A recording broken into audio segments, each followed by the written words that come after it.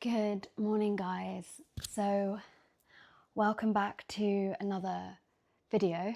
Today I'm going to do a what's in my summer carry, and I'm really excited to show you guys because I love watching these videos. I love nosing around and finding out what other people have in their bags because I just think it really shows a lot about that person because it's sort of what they've prioritized taking along with them that day and where they think their mind will go, how they think they'll entertain themselves.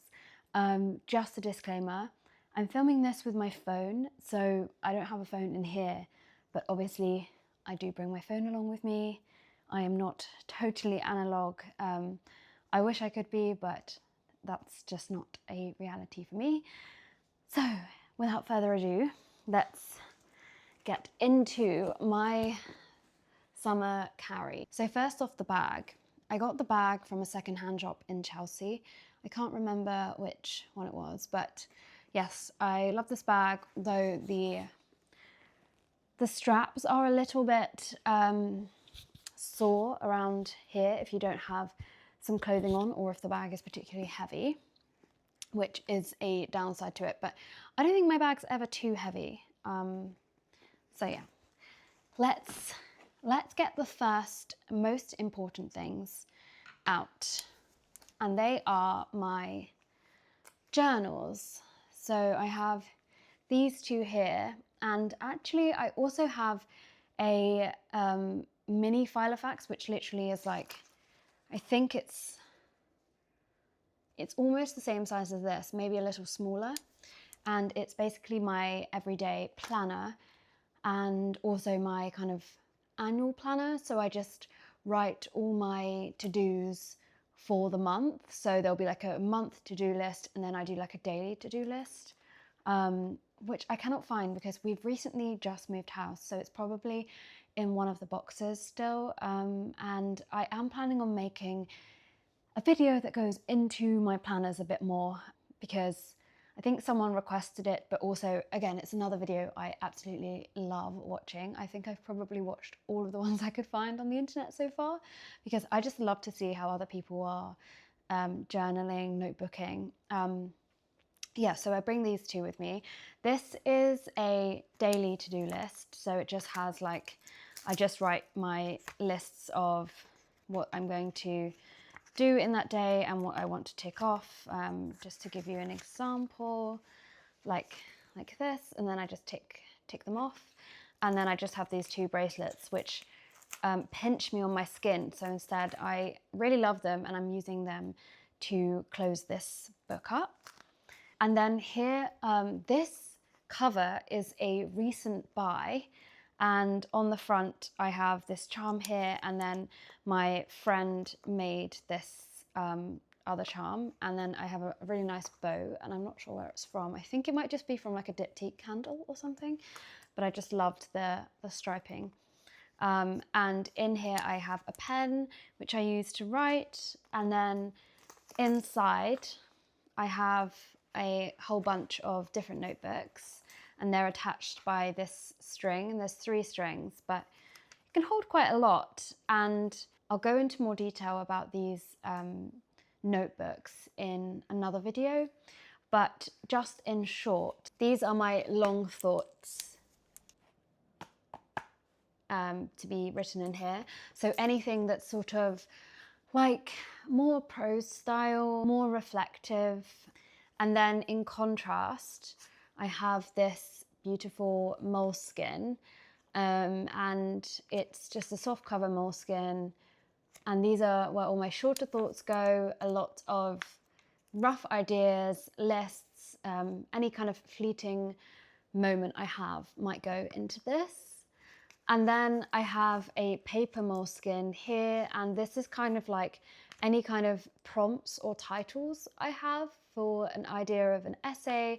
And I also do keep this at home, but whenever I go out, I bring it with me and put it in here. And then I have a travel morning pages because I have a morning pages that I keep at home, but I like to have a travel one so that when I do go away, I can still keep up with my morning pages. I just find that it helps me empty out my brain, and any worries I have, or if I'm really excited, I can kind of just get it all out and sort of brain dump, I suppose, in the morning. So they're my two very treasured items. A less treasured item is just this clip I use to do up my hair. Yeah, I think everyone at the moment kind of has one of these claw clips, I think that's what they're called. Yeah, just to get my hair out of the way. Not that interesting. I have this mulberry purse, I believe. It's just got my cards, some change, and yeah, I think my keys as well go into here. Yeah, nothing, no notes on this really. It does what it says. It's quite large, so I need a bag that's this size. Smaller bags, I have to like take out what I need and put the items from this into the smaller bag, because this doesn't fit certain going out style bags. I have these kind of cheaper sunglasses. I keep my nicer, like, designer sunglasses not in this bag, but this is just like my backup pair that's always in this bag. If I ever need to have sunglasses, then these were just, I think, like £20 from Mango, so nothing crazy there, but just I like the way they look and they fit their purpose. What else have I got? Oh, of course, my headphones. These are just, I think, like Apple's first wireless headphones. Yes, always need my headphones. I love to listen to an audiobook. That's predominantly what I like to listen to when I'm walking around. Sometimes occasionally to songs, but mostly to audiobooks. And at the moment I'm actually listening to Love by Bell Hooks, which I'm surprised I haven't actually read before. What else have I got? Oh yes, so I just have this Coda Cupid lip balm from And Other Stories. It's got a weird tint to it, and I think the tint is actually a bit too light for me, but it smells really nice and tastes really nice. And yeah, it's just basically a lip balm lip tint. And I also have this, which is a Pulse Point roller ball total de-stress, and you basically just open it up and you put them on your pressure points, and it smells like kind of minty, like Orbas oily, and it's meant to help you calm down. I think the smell itself helps me calm down. I'm not sure how it works, but I like to bring it around with me. Oh, and then I have this lovely perfume that I was gifted for my birthday by my sister, and it is a solid perfume by Scent Balm 10th Muse, and the smell is Wildflower Haze, and it's like this inside, and it's got a really oh, I love the smell. It's really deep, almost musky, almost tonka bean. Yeah, very deep kind of smell. I really like heavy perfumes, so this is exactly what I like. Oh, so here it actually says base notes are musk, sandalwood, amber, and then top notes are bergamot and citrus, which completely makes sense, and I love that kind of scent. I have the Jo Malone oud and bergamot, and that's one of my favorite deeper kind of smells. And what else do I have in my bag? Oh yes, so I then also have just a really non-fancy mirror from Glossier, and I just keep it in this pouch. Just, I don't know, if you've got something in your teeth or something, because I don't actually bring makeup around with me, and I've seen a lot of people in their carries, their everyday carries, they do bring around makeup, but yeah, I hate the idea of having to do my makeup, say, on the tube or out. I would just feel like I'm getting like dirt into my pores. I don't know why. Whether that's true or not, I can't say, but that's how it feels to me. So I would never really touch up my makeup. Also, just being concerned with how I look too much can start to feel more like a burden than a pleasure. So once like my makeup's done, I'm kind of just done for the day. I have lip balm and that's sort of it. What else have I got? Tissues. This is obviously a summer bag, so these tissues are for anyone who has hay fever. I don't have hay fever, but sometimes there are certain trees in London that get to my nose, and I don't know, I don't actually have hay fever, I just have a sensitive nose, so fun fact about me. So these are some Kleenex tissues. And then these two items, I've got, I now always carry around a hand sanitizer. This one's from Aesop and it has a really nice smell, which most other most other hand sanitizers do not. So this is such a treat. And I have a collection of these. And I also have some from Beauty Pie, which I like to switch out. They also have a very nice smell. And then of course, some hand cream. This one is new. It's from Margaret Dabbs and I haven't tried it out yet, but it is just a hand cream. And sometimes, you know, your hands get a little dry. If you've washed them in some public toilets or something, I don't know. The soap isn't always the best, so this is for that. And one last thing that you're gonna have to bear with me because it's on my side table over there that I will get.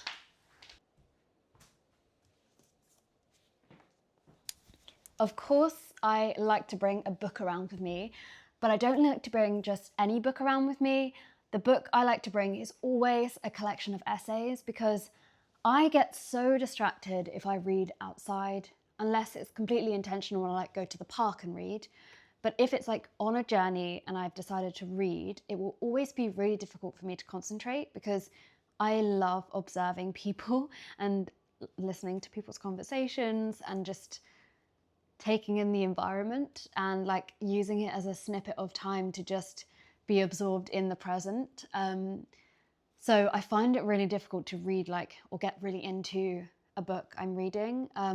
Like I said, sometimes I do listen to an audiobook, but for the majority of the time, I don't like to physically read. So these essays are perfect because they are fairly short and you can just dip in and out and eventually I'll get through the whole book by doing this. I've also been switching this out for the Eve Babbitt's Charming book. I Used to Be Charming, I think that's the name.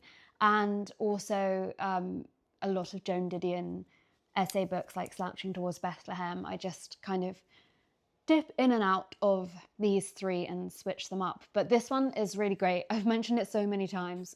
It's Space Crone by Ursula K. Le Guin, who is a fantastic writer. I wanted to finish this video with basically thanking you all. I've made it to 10,000 subscribers and I never thought that would be possible. And I'm so grateful. And I wanted to do a Q&A to kind of mark the occasion as such. So I've written in this is my home stack notebook. And I think last time I showed you this, you could see the stickers, but I've now covered it with a Joan Miro postcard. So yeah, I have some questions here. I'm gonna go through them. And yes, so someone asked me if I have any forms of social media, and no, I do not. I recently deleted Instagram like a month ago, and life has been so much better without it. I've had so much more time to do things I actually care about rather than doom scrolling or comparing myself with other people, and it's been one of the best decisions I've made. The only thing I miss is I used to send a lot of memes to my friends. Basically, that's what I mostly used Instagram for. And though it was a bit of a waste of time, it was kind of fun. So now my friends are actually sending me memes via WhatsApp and text messages, which is funny because I'm still kind of in the system of memes. So shout out to my friends who do that. I'm loving the memes still.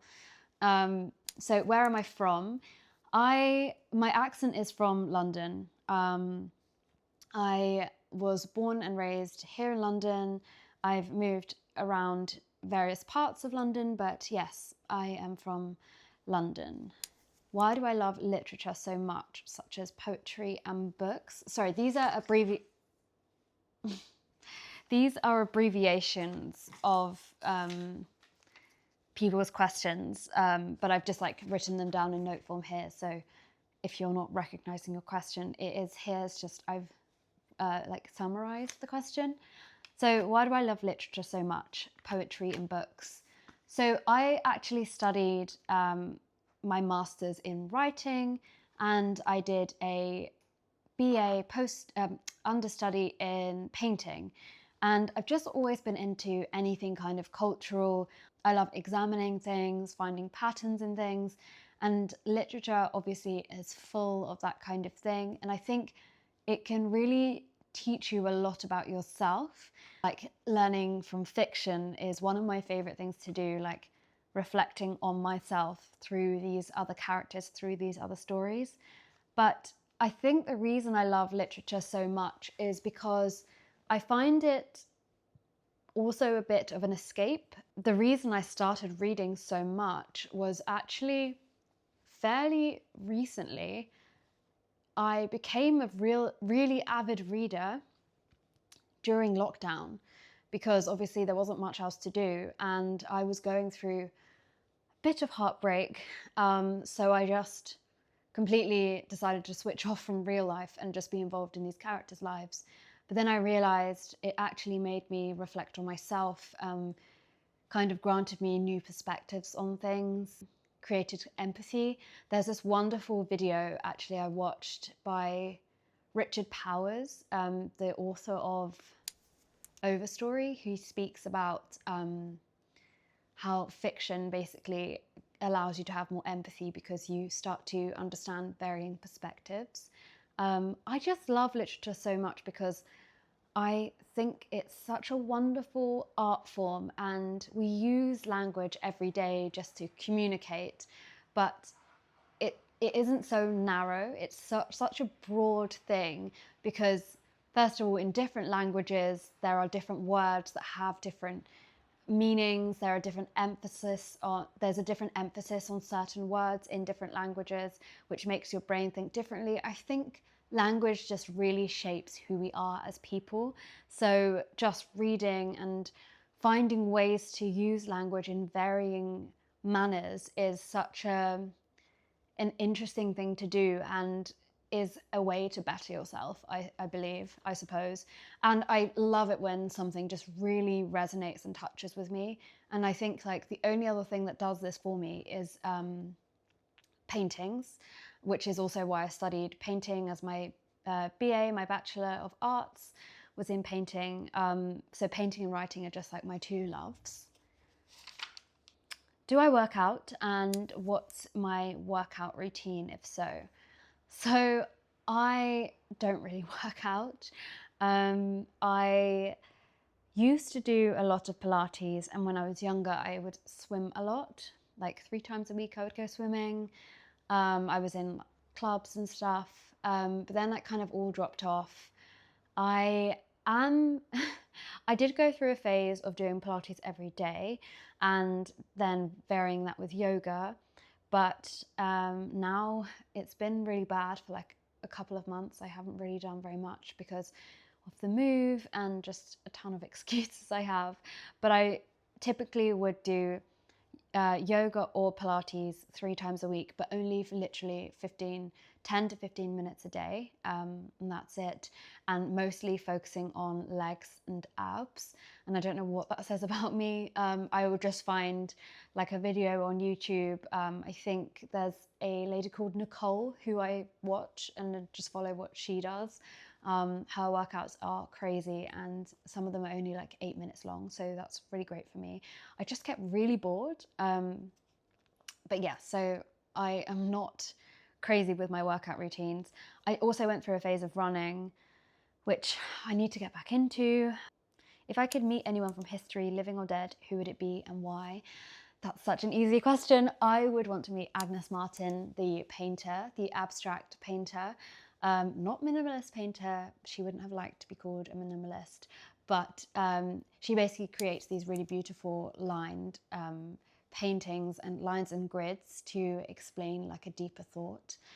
And I kind of view these paintings as looking at like the ocean or the sky, just a vastness. And because they're hand done, there is little inflections upon the paintings and the grids. She is just such an interesting person. She had a really strange food diet. She lived in a breeze block house in the desert, painted with her back to the world, was really independent as a woman. She just had some really interesting thoughts and notes. And actually I have a book about her. I have a book about her behind me here. And the way she views the world, she was really into Zen philosophy as well, which I also really resonate with. Yeah, such an inspiring woman. And I'm also a bit of a loner too. I just think we would have a lot in common. I don't know whether we'd get along or not, but I think I could learn a lot from her. Have I published or written anything original? So I haven't published like a book as such, but I have been a part of a lot of artist collectives, because I view writing as an artistic practice and not just separately in literature. And the work I do is often like memoir based or sort of poetry, autofiction style writing. I can show you actually. So I did this with a collective. This is called Soft Issues, and a group of us artists, we basically all collaborated and have some of them up. We have some poems in here, and it's all about softness. And mine was an extract of my memoir. But as you can see, yeah, there's like more writerly parts and then some more image-based work. But I do a lot of those kind of things with other artists, and like put on events to read my works. It can be at like artist studios, galleries, bookshops. I've done a lot of readings around London, and this was another one that I did with some of my friends at my university who are also writers. This one I really, really enjoyed doing. And there are a few more here, but I won't show you everything because there are actually quite a lot. But so that's the kind of thing I've done. I would really love to publish something, and I would really like to write a memoir based around, I have a lot of topics in mind that I don't want to divulge here, but yeah, I am hoping to. Obviously I have my Substack, so you can check out my writing there, and I really enjoy doing that. So what do I do for work, and what would I do if I could choose again? So for work, I am an artist, a painter. I have put my work up in galleries, I've sold work, and that's predominantly what I do, again, using my degree. And I quit my corporate job about a year and a half ago, and I'm so happy that I have. And I am lucky to be in a privileged position where I don't need to worry too much about quitting the job, so I can pursue things that actually have meaning to me. I'm aware that, yeah, that's a very lucky position to be in. And what would I choose if I could do it again? To be honest, like, this is exactly what I want to be doing. In another life, I would have loved to have done something like ballet or like some kind of dance or a different type of craft, like maybe ceramics or something. But with ceramics, it's actually something I could always try and do. But I think, yeah, the idea of ballet or something would have been really interesting. I do go and watch the ballet a lot, actually, but I cannot dance for the life of me. And I think that's actually all the questions. So thank you so much if you've made it this far into the video. I really, really appreciate you, and I cannot believe I've made it to 10,000 subscribers. I'm so grateful. Thank you for all sticking along with me for this journey, watching my videos, and I hope to see you all again in my next video.